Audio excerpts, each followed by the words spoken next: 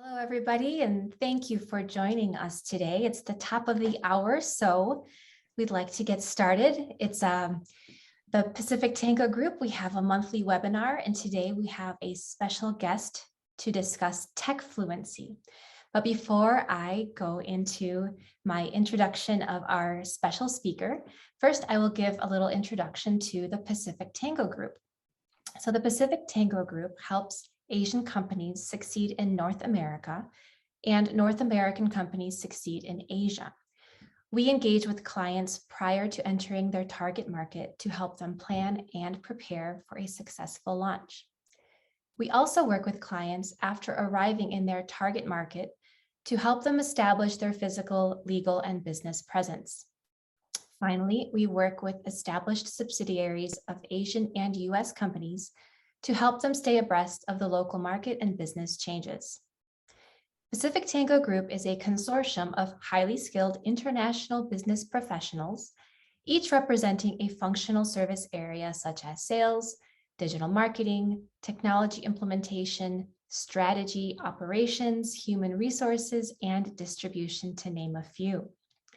Clients engage with the Pacific Tango Group in a variety of ways.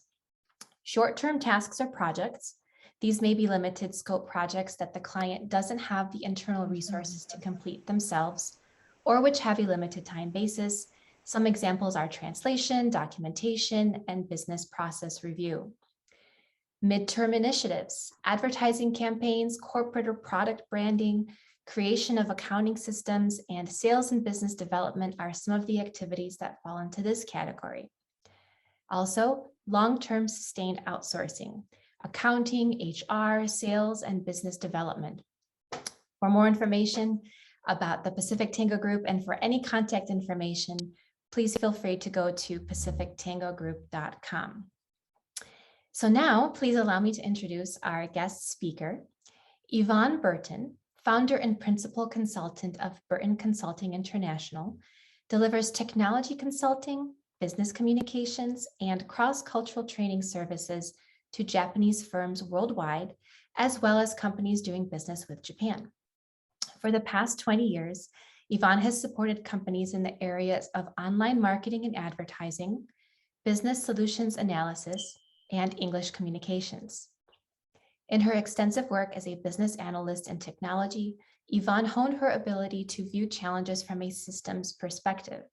She combines this expertise with cross-cultural experience acquired during 9 years living and working in Japan to design and deliver solutions for clients ranging from startups to global companies. She is a Lean Six Sigma Green Belt, technology optimizer, and business communicator.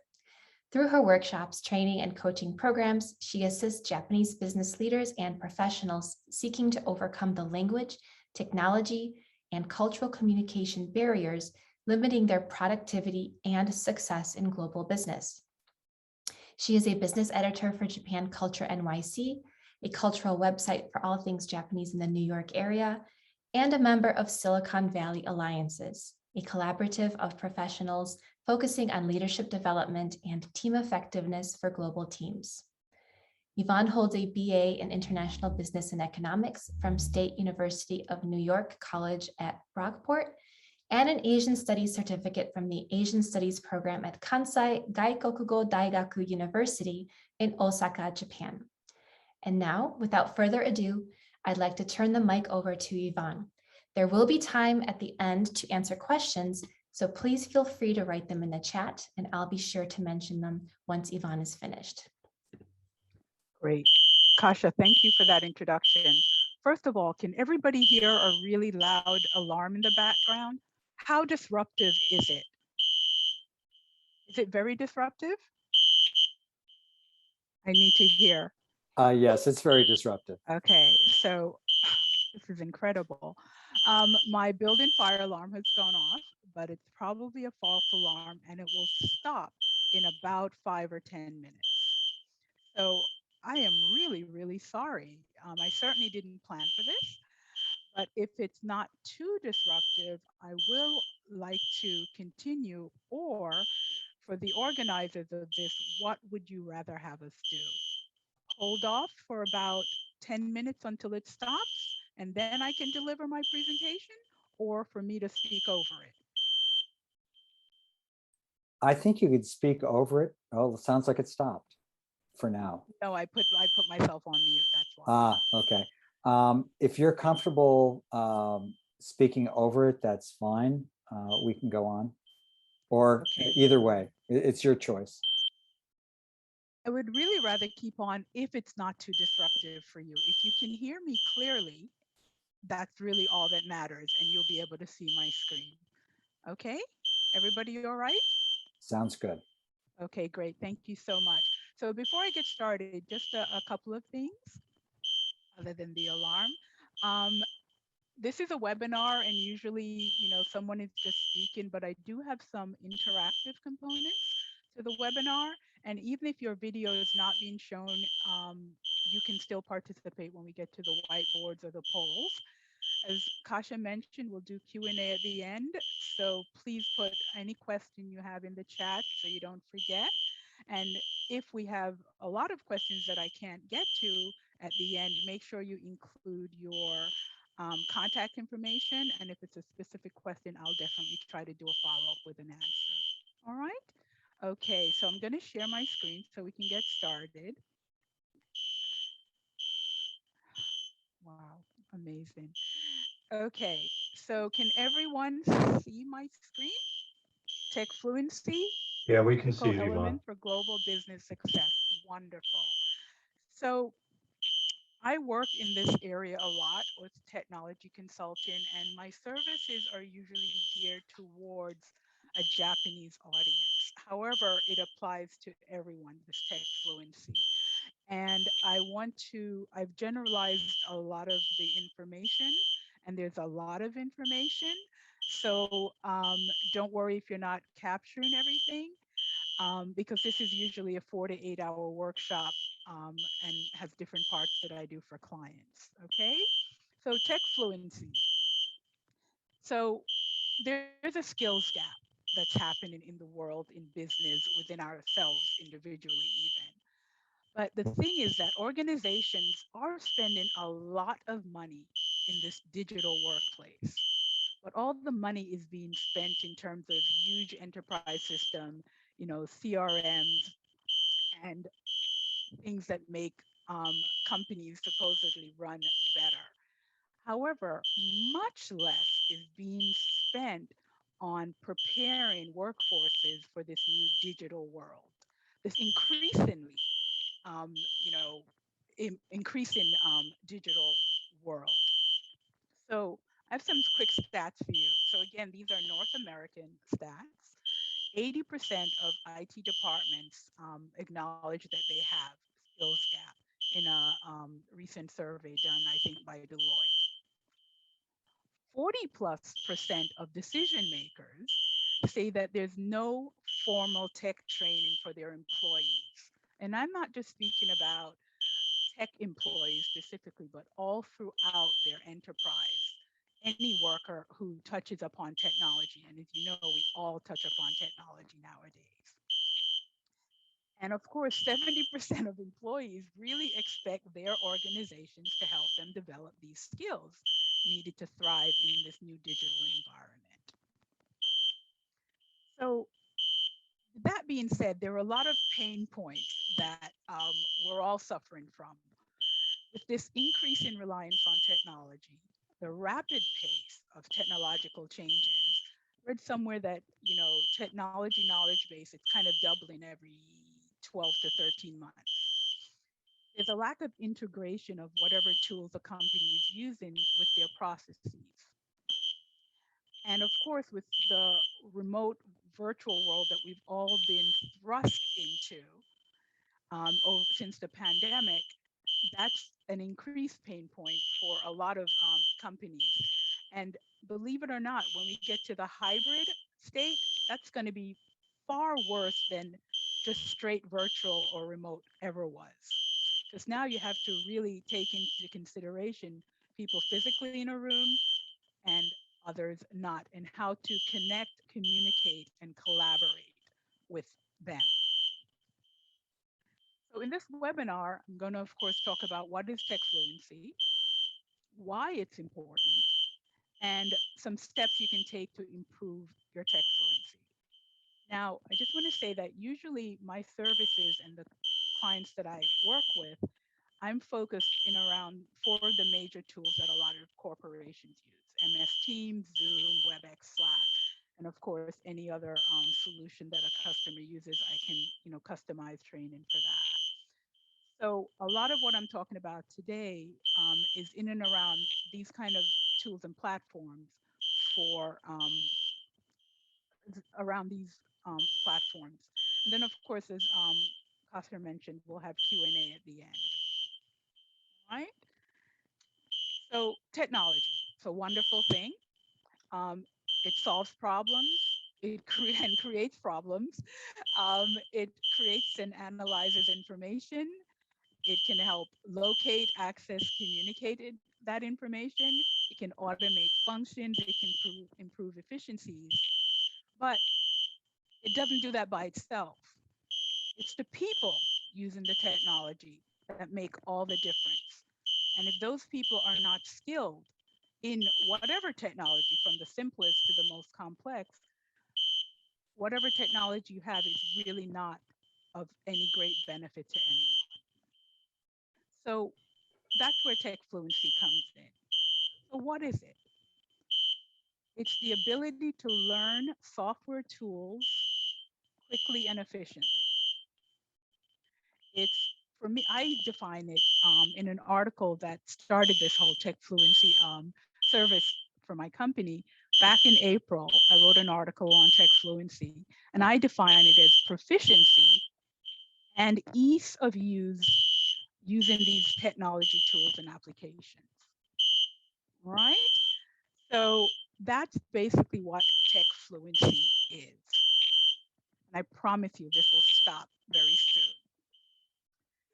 So I'm gonna throw out a quick poll so that I can get a little bit of sense of what people are feeling in and around technology and some of the issues that they're dealing with. I'm gonna stop sharing and I'm gonna launch a poll. Then I am going to, from the poll, then we'll have some discussion. Okay, so I'm gonna mute myself while I launch the poll, so you'll have a few seconds of silence.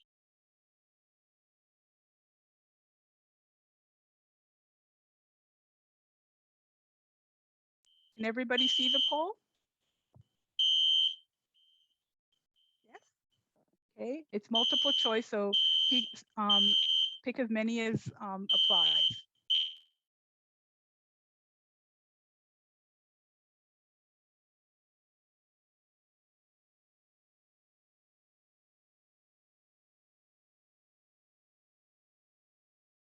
Okay, I'm seeing some people weighing in. Okay. All right, another few seconds.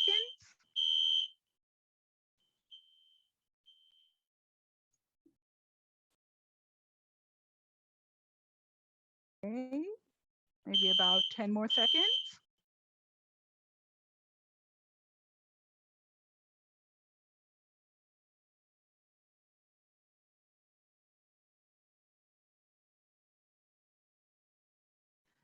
Yes, I should have had an all of the above selection as well. Okay, great. All right, so I'm going to close it up.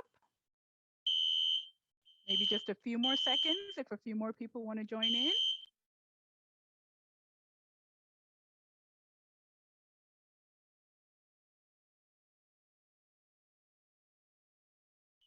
Okay, so we have 10 out of 15 participants who've participated. That's good. I'm going to end the poll.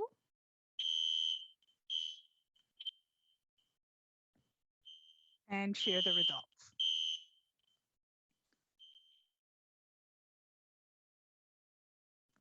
As you can see, everybody has these kind of issues and concerns with lack of tech fluency, so to speak.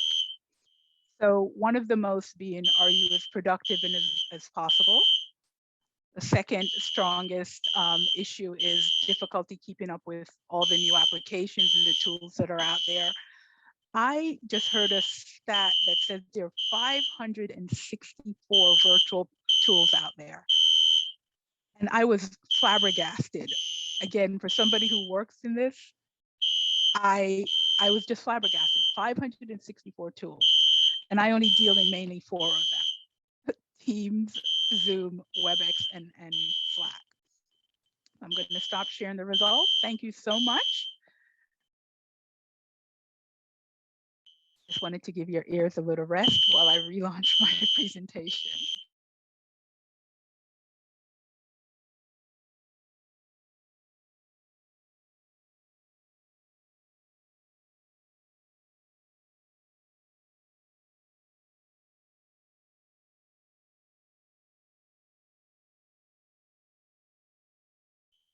Okay, so thank you for participating in the poll. That just gives us some idea, can't seem to get off this slide, sorry, about why tech fluency is important. So the nature of work is changing. We all know that. We all see it. And technology transforms everything. Roles in a company, responsibilities, processes, products, business, ways of doing business. And of course, the continuous need that we have to perform at higher levels and efficiency in our work, in our companies, in our industry. So it's very important to not only have the right tools, but that the people using them are using them for maximum benefit and efficiency.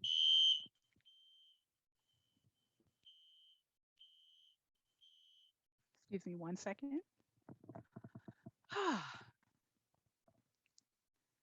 Okay, so I just want to acknowledge your patience for putting up with that. This is life. So thank you for that. And I'm sorry if I've hurt anybody's eardrums. So let's continue. All right, let me just start again. And let's get us to where we were. Okay. Sorry, my transitions are not working as well as I want them to.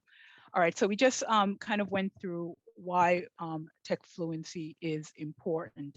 And of course, there are thousands of reasons. There are many reasons, but it boils down to this.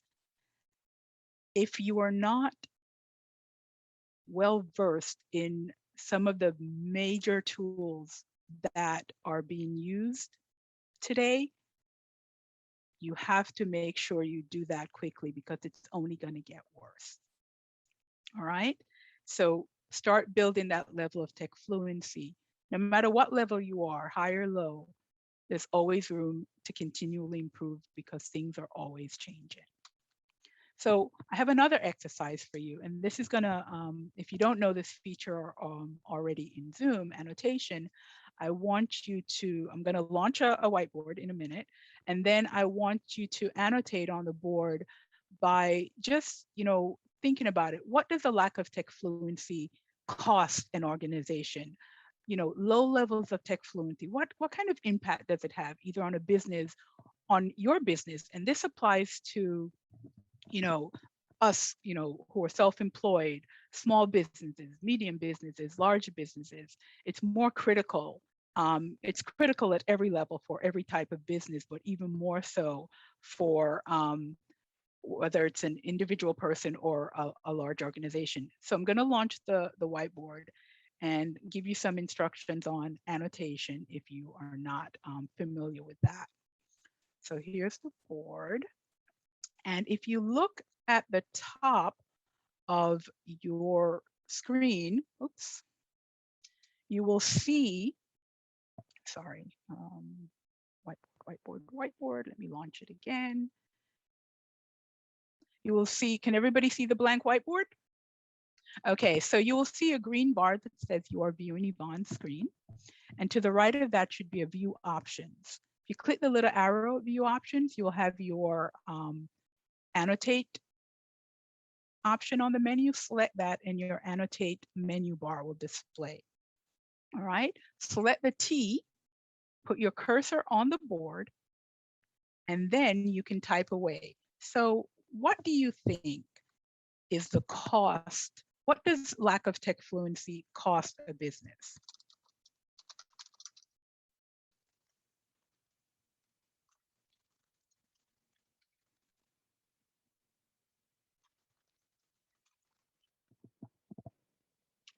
If anybody's having trouble, annotate, just put it in chat. And Kasha, if you could read it out for me, I'll be happy to add it to the board.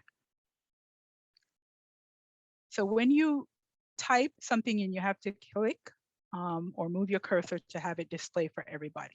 Great, great. Okay, I'm seeing one person already added. Wonderful. So what does lack of tech fluency cost a business? What does it cost you? And don't worry if you write over someone. As the person who launched the board, I can change everything around. I see somebody, Fred, you're using the draw feature. So if that's fine, it looks great. But if you look to the left of the draw, you'll see the T.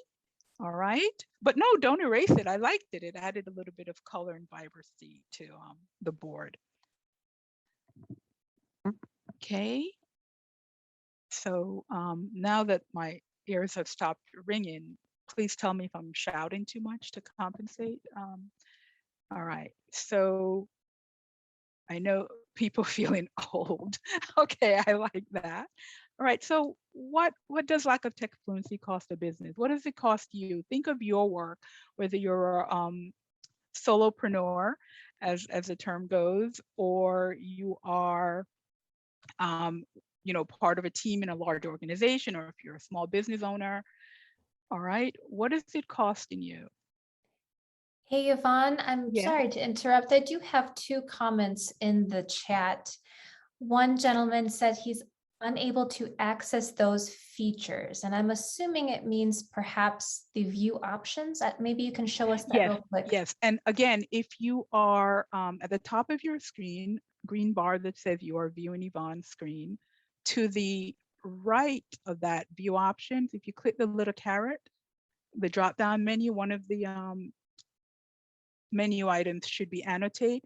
If somehow you're from Japan or something, I think annotate is commento. And if you don't see it at all, it means either you're not on a latest version of Zoom or you're on a remote device. If you're on a phone or a laptop, you might not see it. So please put what you want to say in chat, and then we will add it to the board for you. All right. So I just want to spend maybe another minute on this. So again, we have some great comments here. Wonderful. Yes. Yes. Okay. So we're seeing loss of customer confidence in your abilities to use technology and communicate. Yes. We're seeing it affects intra-teams and their inter-team communications as well as personal productivity. Yes. Lack of participation due to people not feeling confident. Excellent.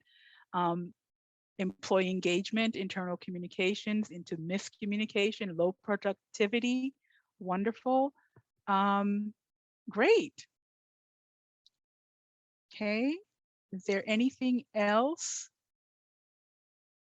Okay, so I'll wrap up the board in about 5, 4, 3, 2, and 1. I'm going to make sure I save it.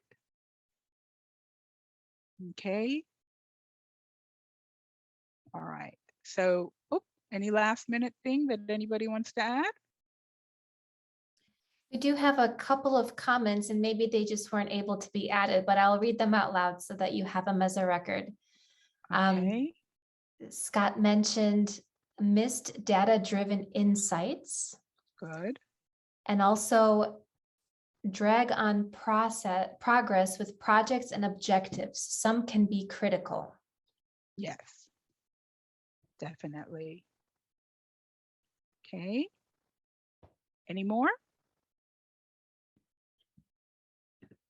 Great. All right. So I'll save the board as I said, and that way I can share it as part of the handouts if there are going to be any for the presentation. Okay, so the cost of lack of tech fluency. Go back to the presentation.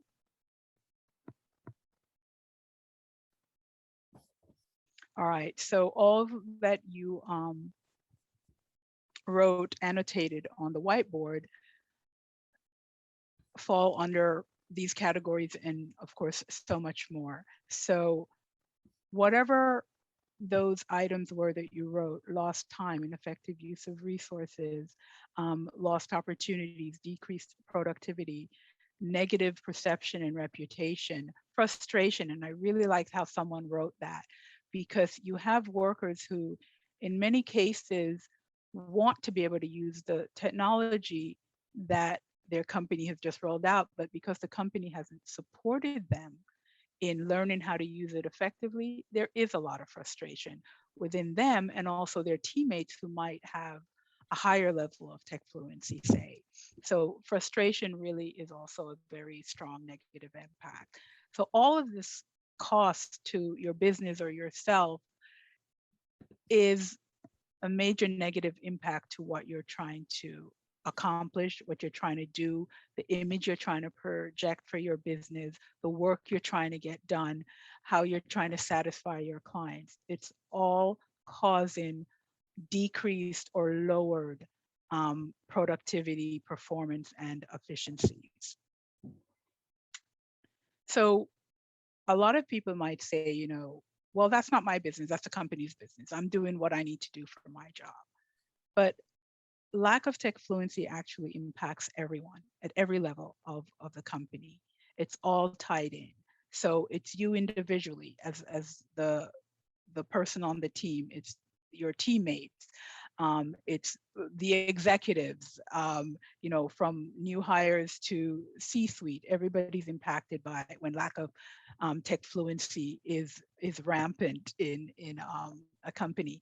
Of course, your customers are ultimately impacted as well. Your business partners, your counterparts in other branches, in other subsidiaries in other countries, even your suppliers. Just being able to maneuver and utilize technology effectively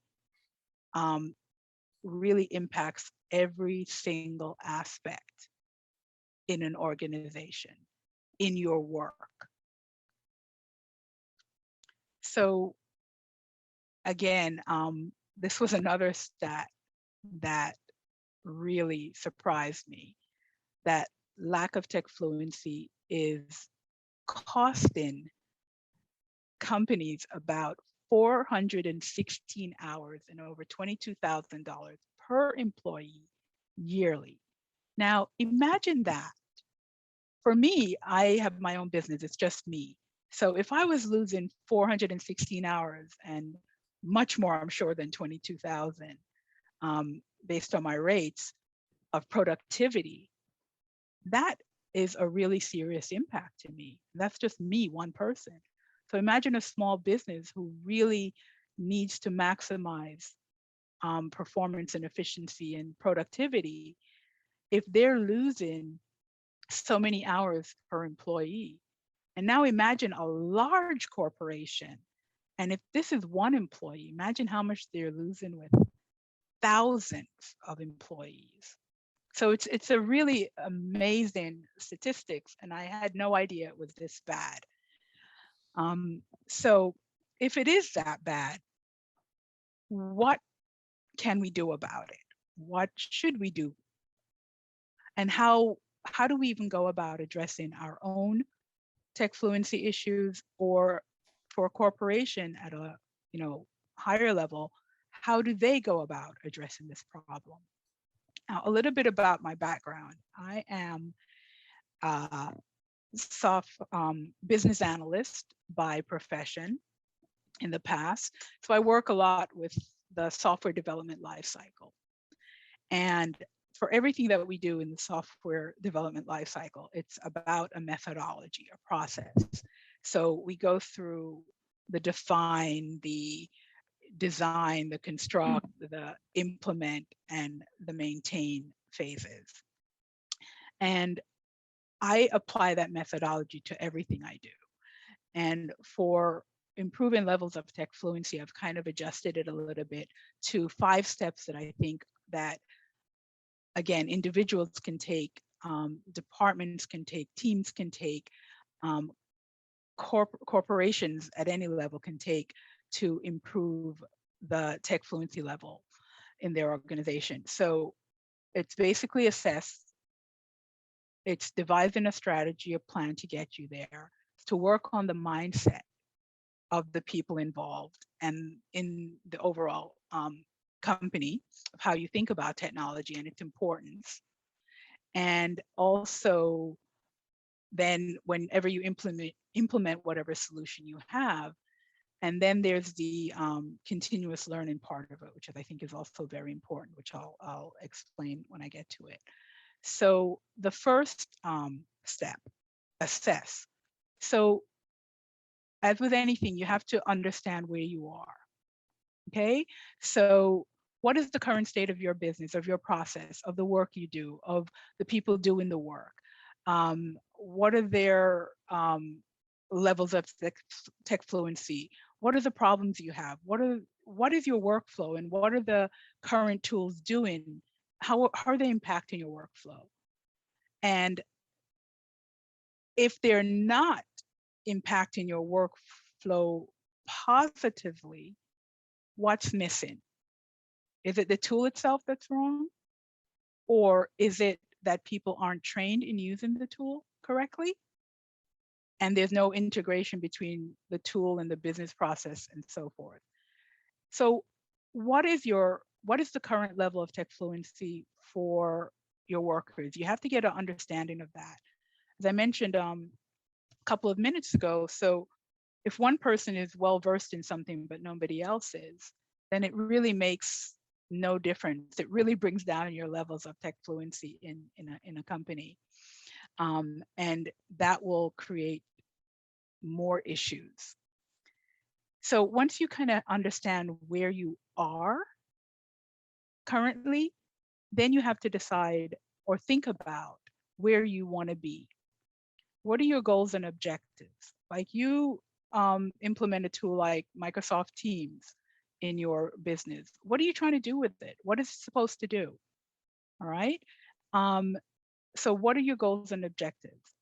Do you need to add more tools, remove tools? Do you just need to make better use of your current tools? What about your infrastructure, your hardware, your software? Part of infrastructure to me is how people use something as well, okay? So what is your training like when you roll out new products and applications for people to use? In a company that I worked at before I went out on my own, you know, we started out with WebEx for years. Then they said, okay, one day, okay, we're using Slack now. So no training, no nothing, just this is what we're using, figure it out. And then after, I think it was only 9 months, they're like, okay, now we're using Teams. Okay, so the applications, the platforms, the infrastructure was there. Here's the new software.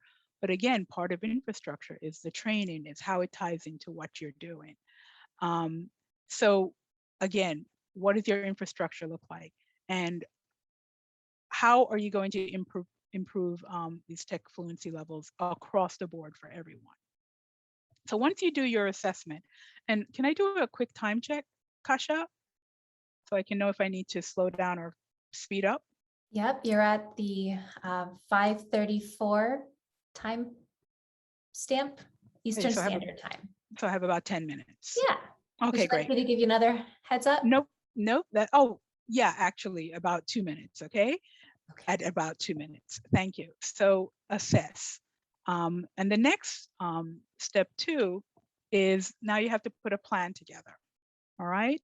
So how does whatever technology shift you're planning on making, how is that going to support your current goals and your future goals, all right, and objectives? Do you have a change management process in place? And this is very important because, again, as I just mentioned, Company rolls out a software and they're like, okay, use it. But they don't really have any implementation process. They don't show us how to integrate it. We have to figure it out ourselves. And one team might use it differently than another team. So imagine when they try to communicate, it's very challenging. There was no training. So you have to have kind of a training plan. What is that going to look like? Are you going to train for 1 hour or 5 hours at a time? Or are you going to space it out? What is the alignment between whatever you're trying to implement and your, again, goals and objectives? All right.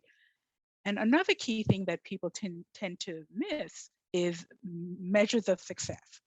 So if you implement a tool like Microsoft Teams and 5% of the companies using it effectively, 50% only kind of uses it for one thing, and another 20% only uses it for another thing, is that a really successful use of a product, of a platform, of an application, right? Is that really doing your overall business any good? Right? So you have to understand you have to establish measures of success so you can see, okay, everybody's using Teams and we've increased productivity by this. We've decreased redundancies by this. All right. So measures of success are very, very important. So you have to define those and understand, that way you can kind of evaluate against them. So, and number 4, this is really, really important. What are the consequences if you do not improve the levels of tech fluency in your organization? What's going to happen? What's going to happen internally? What's going to happen to your individual workers, the work that they produce? What's going to happen to your customers down the line? What's going to happen to your competitive ability? As we saw, the cost is really, really, can be really, really high for lack of tech fluency. So if you don't improve levels, whatever level you're at, if you don't improve them and keep improving them to keep up with technology, what are the consequences of that for you? All right. So once you have assessed where you are, where you want to be, you put a plan to change all that, to bridge that gap from is to be. You also have to look at mindset. And this is a key. There are a lot of companies and a lot of individuals out there who are very complacent, or there's kind of an inflexibility of change towards change. Their resistance to it. They think, okay, I had one client, someone in one client's office say to me, why should I use this new tool? The manual way I do things are fine. So again, that lack of that resistance to change, like this way has worked for the last 10 years, why should I change it? So the mindset has to be that change is going to happen. Technology is changing really rapidly. So we just have to jump on that bandwagon, so to speak, and keep moving forward. There's this fear in and around technology, like, oh, it's kind of the specter. And it's kind of a fear of failure, like, oh, I don't know if I'm capable of learning a new tool. Why do I have to learn this? It's kind of a fear of looking bad, right? Why? I'm not a technologist. I don't work in the IT department. Why do I have to learn about technology? Every company now is a technology company.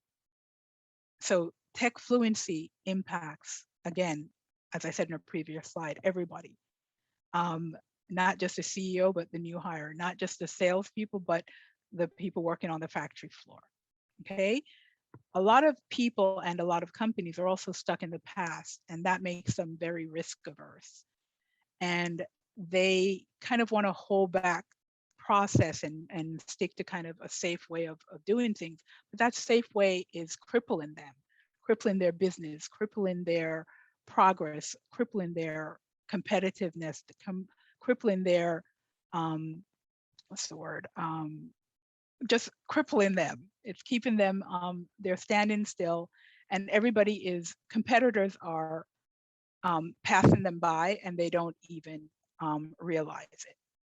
And the other thing about mindset is it's kind of human nature and our thinking to fear something new, or, you know, wanting to kind of stay in our comfort zone. So we have to kind of work on that level as well and change that. And that's why mindset is always is such an important key to trying to change anything, really. You have to get people in the right mindset. So whatever solution, the fourth part of the 5-step process is the solution. So whatever strategy you had and whatever implementation you did, let's say you rolled out Microsoft Teams, so everybody's now using it and they're trained in how to use it, you know, to the optimal benefit for their work, for their collaborations, for their communications, for all of the tasks that they're responsible for. That gets you a level of tech fluency where everybody is comfortable enough to switch to flow, so to speak, from this software to this software. It builds confidence in your workers, which is important. It allows you to work in a more collaborative way, and anything that's thrown at you, because you have that sustained level of fluidity when it comes to technology, anything that's thrown at you, you can adapt to quicker. You can incorporate into workflows for improvements much more rapidly. So the fourth step and a solution, once you get to by the time you get to this stage, everybody should have been trained and is comfortable enough and has gained that confidence as well as proficiency in using these tools.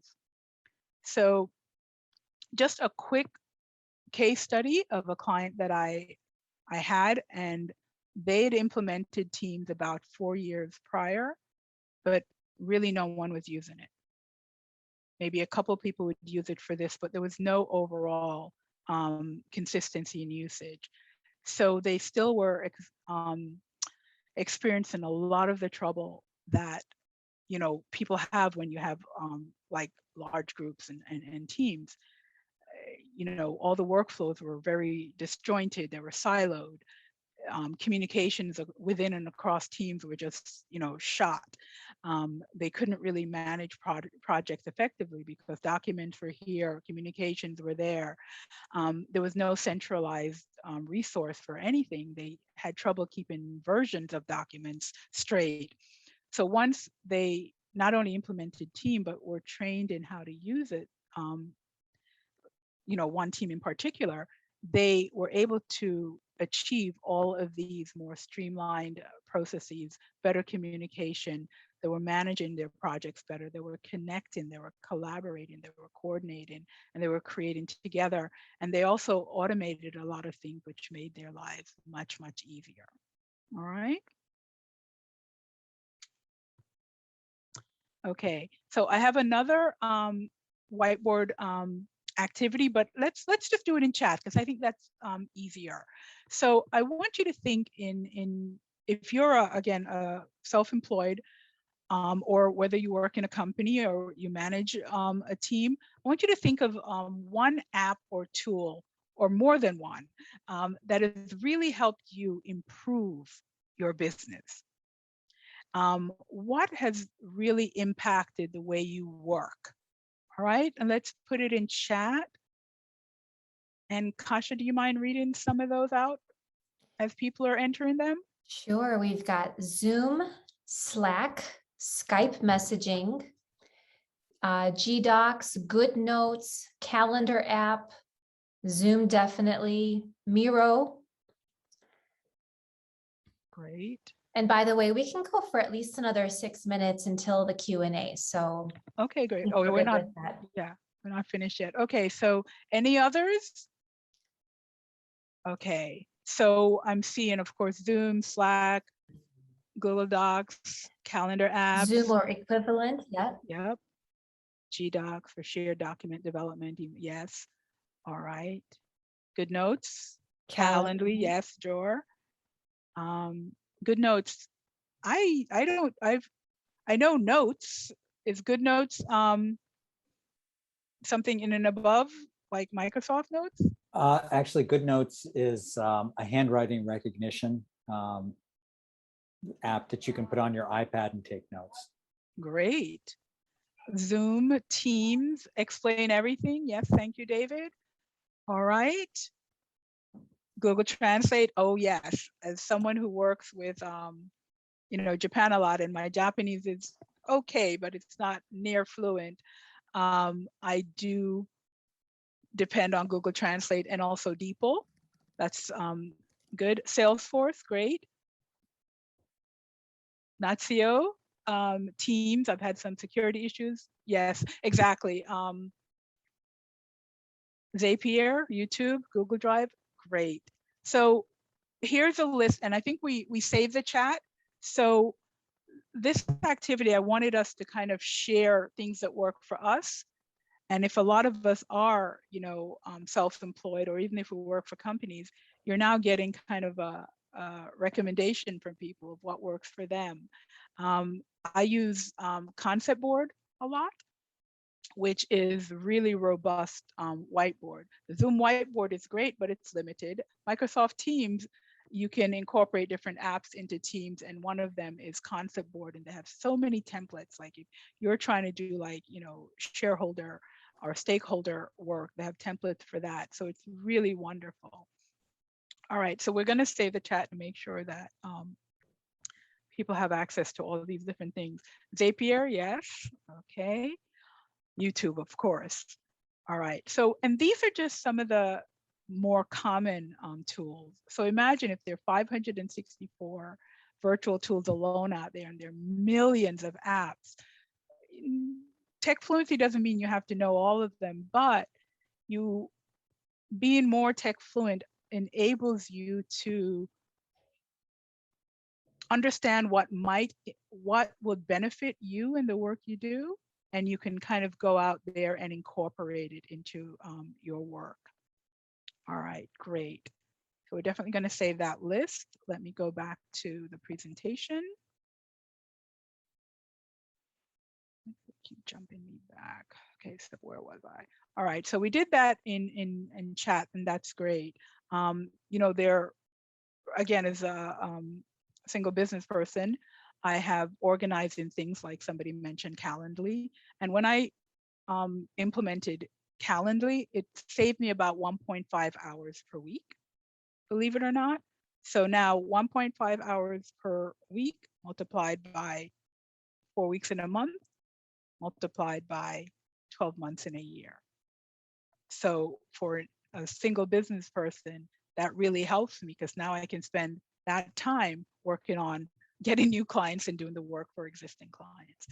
Billing software. I just got set up with QuickBooks. That saves a lot of time. Marketing materials, sales, planning tools. It really makes a difference. All right, your tech fluency or your digital dexterity is another term I like. So I just briefly mentioned this, but I want to say for the 2 exercises that we did, the annotation and just putting in chat and the poll. So with those simple activities, we've collaborated on something together, right? We've shared knowledge. We've learned a new skill. Again, if you didn't already know it, I saw somebody put that was the first time they used either polling or annotation, so they've learned something new. So my job here is done. So we've learned of these new tools. That's why I wanted you to kind of recommend what you use and what's helped you, so other people can say, okay, let me try that. And again, by us saying that this works for us, we're actually recommending it. So I don't have to go research, the other 560 virtual tools that are out there. I have somebody to kind of say, this one works, this one works.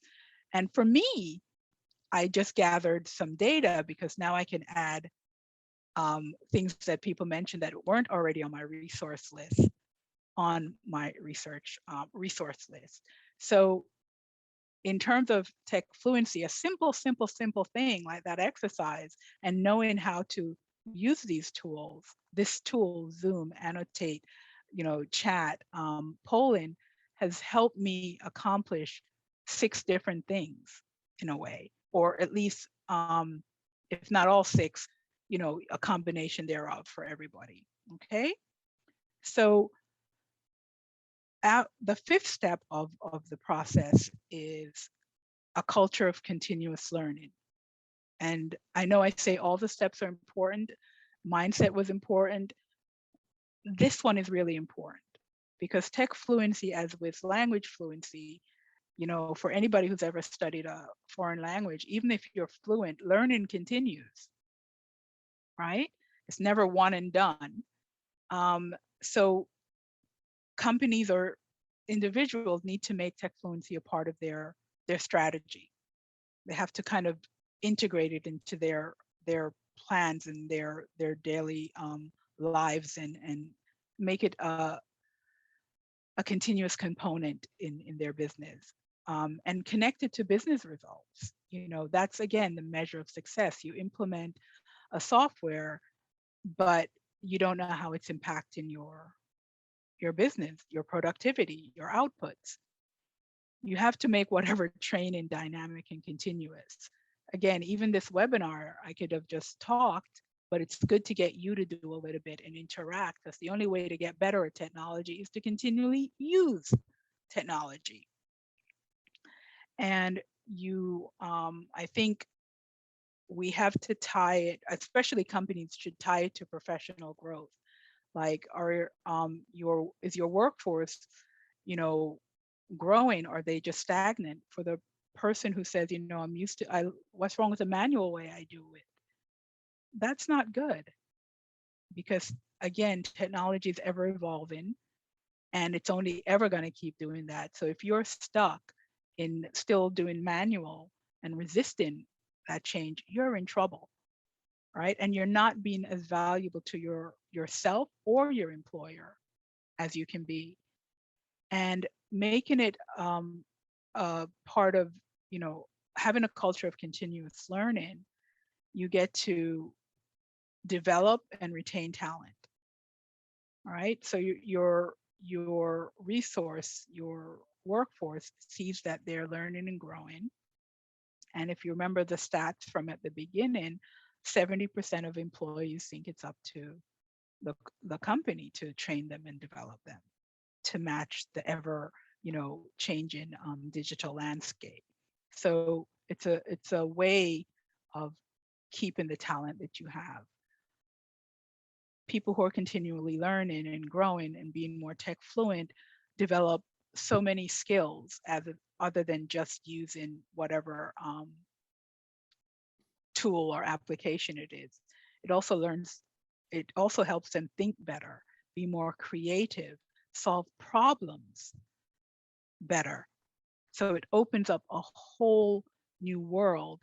And if you have that kind of continuous learning engagement, people would then become excited about technology, because it's not always just thrown on them. It's a continual part of their daily lives. So they're always keeping up at a consistent pace, instead of all of a sudden, here's a new tool, use it. All right. That's when the panic sets in. All right. So again, simple, but I think very effective. And, how much time do I have, Kasha? Actually, I was just going to say, if we can start wrapping up, that would be great. Great. Just about another minute. So, the title of this presentation was, Tech Fluency, a critical element of global business success, any business success. And why is it important is, even if you are working by yourself or working for a company that doesn't do business globally, in a way you really are doing business globally, because the boundaries are disappearing. Technology, kind of levels every playing field if it's done right, if it's used right. And you're probably taught when you call your credit card company, you're dealing with somebody overseas more than likely, right?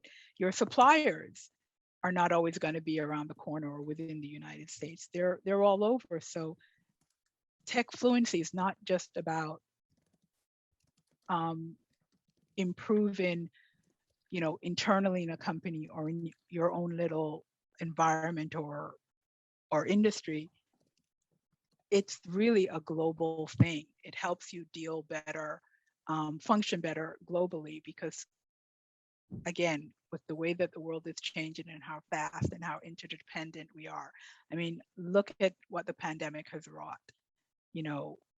All of us, instead of teaching, tech fluency to an office in New York City of a Japanese company, I can do all of North America. I can do all of Tokyo. So utilizing technology, and this is my last slide, I promised. Sorry, let me go because I had some pretty cool things I want to show you. Okay, so there's a saying that technology drives business, but it really doesn't. It's people using technology effectively that drives business success. And by upping tech fluency levels of your workforce, you individually, there's a connection that you can see between, improving performance, maximizing performance. It leads to improve overall operational capacity and productivity. It helps you sell more and delight your customers. I have a Lean Six Sigma green belt, so it's all about delighting customers. It helps you to meet your goals and objectives individually, business unit-wise, team-wise, and overall at the entire company level. Of course, then all that helps you increase revenue. You save money, you increase revenue. That strengthens your competitive ability, and not just a company's competitive ability, the workers' competitive ability. They're learning and growing and developing their talent. They're reaching their potential. And all of that helps you grow your business. All right. So that is tech fluency. It's a lot and it's a big subject, but this is just a little snippet. And I thank you for your time today. And if you have any questions or comments, I'll be happy to entertain them. Just let me stop sharing. So first of all, let me just say that I don't think I know a single person on the planet who would be able to continue their Zoom presentation with a fire alarm in the background. So that's fantastic. Thank you, Yvonne, for that. So I mean, that should receive an award for alarm presentation. Yes. So before I get into the Q&A, because the questions might have a little bit of meat to them, I will provide my concluding remarks first, because I have a couple of announcements, and then we're going to jump into the Q&A, so that if people do have to run at the on the hour, then we can let them go. But I wanted to say that, as you know, the Pacific Tango Group has a monthly webinar. So next month will be held on October 20th from 4:30 to 5:30 p.m. Central Standard Time. And that's a little bit different than our usual time, so we could accommodate the schedules of some pretty dynamic speakers. There will be Nozomi Morgan, an intercultural workplace strategist, Minako Steele, a tax professional, and Mayumi Flessner, a business retirement plan expert. And they'll speak on the subject of helping company executives attract and retain talent during a pandemic. This webinar will be held in Japanese. Meanwhile, if you have additional questions for Yvonne, or if you are interested in inquiring about her virtual technology solutions for APAC firms, or for more information about the Pacific Tango Group, please feel free to email us at info@pacifictangogroup.com or go to pacifictangogroup.com. And I also added some links into the chat. So that is it for that. And we do have a question I see from Seiji. If I may ask, I'll read this out loud. And Yvonne, you can let us know what you think. And if anybody else has any comments or questions, please drop them into the chat. Mhm. What are the most effective ways to get people into a tech adoption mindset? How critical is it for leadership to set the example? Or do you want young, i.e. more naturally tech savvy people to lead the charge? All right, great question. First of all, let me answer the second one. How critical is it for leadership to set the example? It all comes from leadership. They have to really make sure that it's known and that it's clear that this is what needs to be done, because this is what's going to save everybody's job. It's what's going to keep us growing. It's what's going to help us keep competitive. So it really does have to come from leadership. And in terms of having younger tech savvy people lead the charge, no. Of course they're important, but the thing is, and I think this is more geared, tech fluency and the issues with it are, or lack of it, is geared more towards more seasoned workers. I don't want to say older, that have kind of become complacent with the way things are being done and are resisting this, what's happening in the world. And again, for my clients specifically, Japanese clients, they really need to adopt this mindset because it's really causing them great suffering. So technology is no longer only, oh, the IT department. It's everybody. As I said, every company is a tech company now. So that's how we have to kind of go forward and how we have to act. So the most effective way to get people into the tech adoption mindset, and that's why continuous learning is the fifth and important step. It has to be kind of interwoven. It has to be part of the strategic plans and for a company. It has to be ongoing. So yeah, that's what I think. Definitely, leadership has to set the tone, not only mandate it, but support it. They have to make sure that the right tools are there, the right training for the people to use these tools, right? Because even the best tool, like I said, large companies implement Microsoft Teams 4 years and only like 1% of their total population of the company knows how to use it. So they have to make sure that it's communicated that this is direction we need to go to. People need to develop these skills because it's only going to get harder. Because if you can't deal with Teams or Zoom or Slack, wait until you see what's coming down the line. So yeah, so it's everybody's responsibility, but the direction has to come from the top. And younger tech savvy people, not that they're perfect, but it's not their responsibility. It's ours. All right. Thank you, Yvonne. I have another question here from Kevin.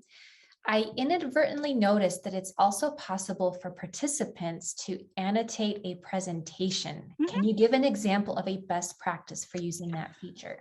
Yes, I like to use the whiteboard because I can actually save it as the PNG, but I can go right back to the presentation and it's the same thing. I have the slide up. Oops, current slide. Oh, sorry. Current slide. And then it's the same thing.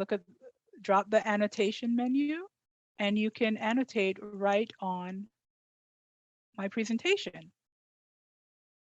Okay. So that's another way. And then again, I can save the screenshot of it. But when I move to the next slide, this thing's not moving. If I don't clear it, it carries forth. So I have to make sure that after it's done on the slide, I clear all drawings from the slide before moving on. But yeah, that's great. That's just another way of annotating as well. All right. All right, thank you very much. You- Does anybody else have any questions? If not, we will finish up the webinar. But it was really, really fantastic. Thank you, Yvonne, for sharing. There was a lot of things that I also didn't know. I'm not familiar with the Zoom whiteboard, and I didn't know you could help annotate either. So I think it was a very important presentation for everybody who is now using Zoom on a practically daily basis. Yes, exactly. And Wendy, thank you. Yes, I'm so sorry about the drama at the start, but I hope it didn't ruin things too much. And thank you again for your patience, and thanks for having me. All right, we do have one more comment that just came in. Solid perspective seems to validate many of my observations of success and failure in tech integration and the benefits and risks thereof. I especially echo importance of the assess and mindset steps. I will continue to bang the drum to colleagues and higher ups of their important. Thank you, Scott, for that comment. Yes. Thank you very much, Scott, for that. And again, this is my findings through my work, so I'm always glad to have other tech people kind of second it and validate. Thank you. All right, thank you everybody for staying along with us, and I hope everybody learned a lot. Please do keep in touch and let us know if you have any questions, comments, and we look forward to seeing you at the next webinars. Have a good night, everybody. Thank you.